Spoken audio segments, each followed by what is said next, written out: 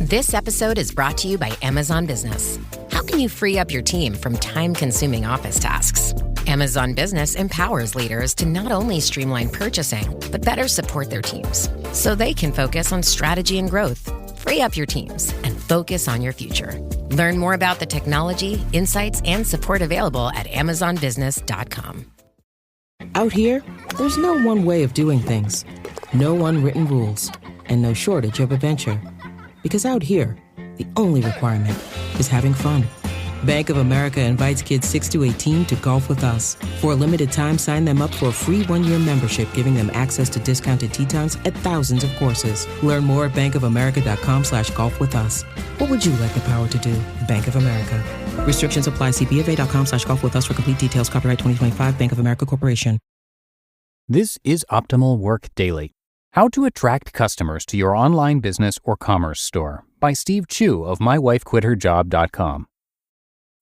Marketing your online business and learning how to attract customers to your e-commerce store or sales page is much harder than marketing a blog or any other type of website. Why? It's because no one really cares about your business. Nobody really wants to know what you have to sell, and no one likes being led to a sales page. Even if you think you're offering the most magnificent products ever, by default, people are going to ignore you unless they know who you are. People hate sales pages on social media. Marketing your business on social media is all the rage right now, but simply posting your online store URL on Twitter or Facebook is not going to get you customers. For one thing, most people are extremely suspicious of any type of sales page they encounter. Anything that even resembles a product page is just going to get passed on. For example, whenever I click on my Stumble Upon button or a Twitter link and am taken to a page full of products, I get pissed off and immediately leave. 99.9% of the time, I'm using social media to do research, to read about what others are up to, or to just relax. My marketing and BS sensors are on full alert, and I hate being led to a random store or e-commerce site. Similarly, I hate it when I'm on the forums and I notice that someone has randomly dropped a link to their e-commerce website. Simply blasting your website URL to uninterested parties is not going to work because no one is paying attention. You need to create a connection. The other thing you need to realize is that customers don't necessarily shop at your store because of your products per se. They are shopping at your store because you have created a connection somehow. They want to buy from you because of the personality your store projects. The best way to illustrate this point is to tell a story about an experience I had at a company I used to work for.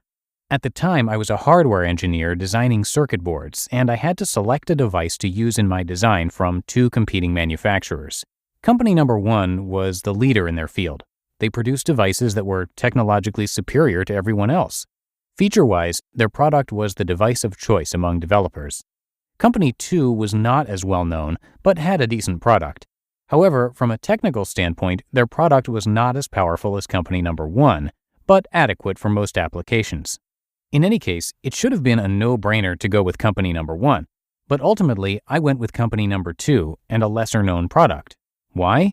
It's because company number 2 projected this aura of really caring for their customers and providing superior customer support.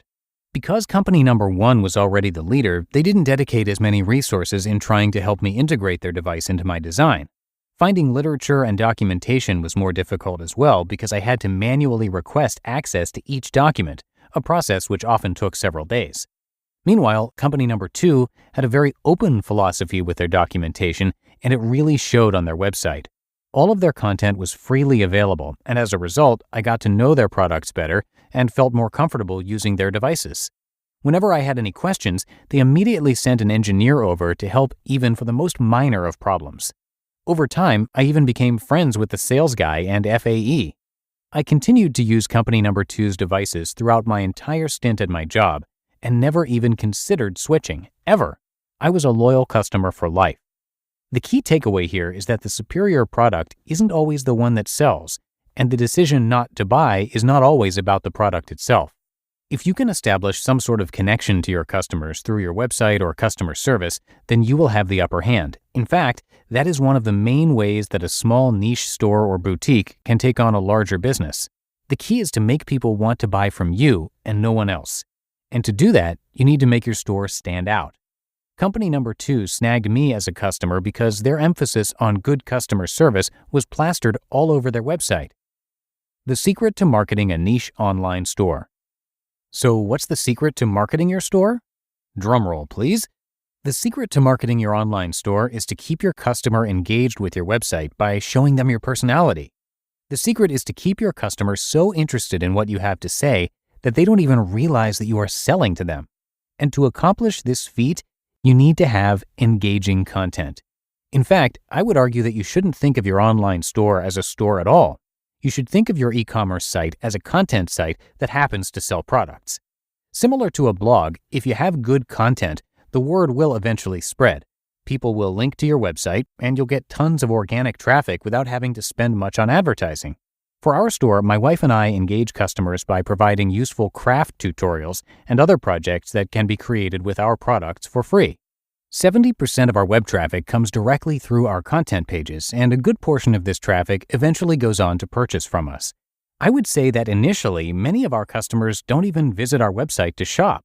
Instead, they read about some of our cool DIY wedding projects and want to make it themselves. In the future, we also plan on adding video tutorials to our store as well. Bottom line, the more you can engage with customers, the more you'll be able to sell. Instead of a direct sales pitch, show them that you are a real person and that you are passionate and care about your products. In order to be successful, simply listing your products online is just not going to cut it, especially when you are just a small niche store with no reputation. Strive to make your business stand out. Let customers know what you are good at and pound that idea home. You just listened to the post titled, How to Attract Customers to Your Online Business or Commerce Store by Steve Chou of mywifequitherjob.com. Spring savings are in the air and at Ross, where they have savings on all the brands you love. From the latest fashion to outdoor decor and even pet supplies, savings are in every aisle. Go to Ross and save 20 to 60% off other retailers' prices on your favorite spring finds. You're the owner of a small business, which means you're also the tech guy, and HR, and personal assistant, and head honcho, and intern. You could use another pair of hands, like the experts you'll find at Verizon Small Business Days, April 21st through 27th. Get a free tech check, special deals, and more. Call 1-800-483-4428 or visit verizon.com/smallbusiness to book your appointment. Verizon Business. And I want to give a big thank you to Steve today. When his wife became pregnant and she planned to stay home with the baby, they knew that they'd need to find more income, so they started a little online store called Bumblebee Linens. Well, in just a year, they were able to replace his wife's salary of $100,000 per year, and they started My Wife Quit Her Job to document all of it, including income reports. Ultimately, Steve was able to leave his job as well, and since then, he started the Sellers Summit, and you can learn more about that at sellerssummit.com. He's also gone on to do video. You can find his work on YouTube and a lot more. So come by mywifequitherjob.com to check it all out. And thanks so much to Steve for letting us share his work. But that's going to do it for today. Thank you so much for being a subscriber to the show and for sharing it with others when you get a chance. And I'll see you right back here tomorrow, where your optimal life awaits.